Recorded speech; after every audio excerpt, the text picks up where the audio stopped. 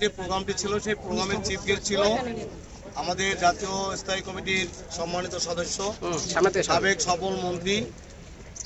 উনি বাউল দলের আজকের প্রোগ্রামে উনি প্রধানমন্ত্রী হিসেবে থাকার কথা ছিল, উনি বাউল দলের উপদেষ্টা। অতএব ওনার জরুরি একটা কাজ থাকার কারণে উনি আজকের এই মাজারে বাউল দলের পক্ষে শ্রদ্ধা নিবেদন করার জন্য উনি প্রোগ্রামটি ক্যান্সেল করেছেন। উনি যেহেতু সম্মানিত ব্যক্তি, উনি বাংলাদেশের কোটি কোটি মানুষের হৃদয়ের স্পন্দন, উনি একজন শিক্ষক, ওনার মতো এরকম একজন সুশীল মানুষ, সাদা মনের মানুষ বাংলাদেশের রাজনীতিতে আর দ্বিতীয় একজনকে পাওয়া যাবে না।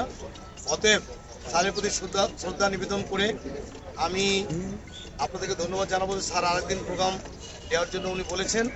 অতএব আমি স্যারের সঙ্গ ছাড়া আমি আপনাদের সঙ্গে ফুলটা দিতে পারি না, এই জন্য আন্তরিকভাবে দুঃখিত। আপনাকেও মন খারাপ করবেন না। স্যার আমাকে বলেছেন আগামী যে কোনো একটি সময় আপনাদেরকে উনি সময় দেবেন, স্যারকে নিয়ে আপনারা মাঝারে আবার শ্রদ্ধা নিবেদন করবেন। আজকে আপনাদের সবাইকে ধন্যবাদ জানাচ্ছি। আপনারা সবাই যার যার জায়গায় চলে যাবেন। সবাইকে ধন্যবাদ।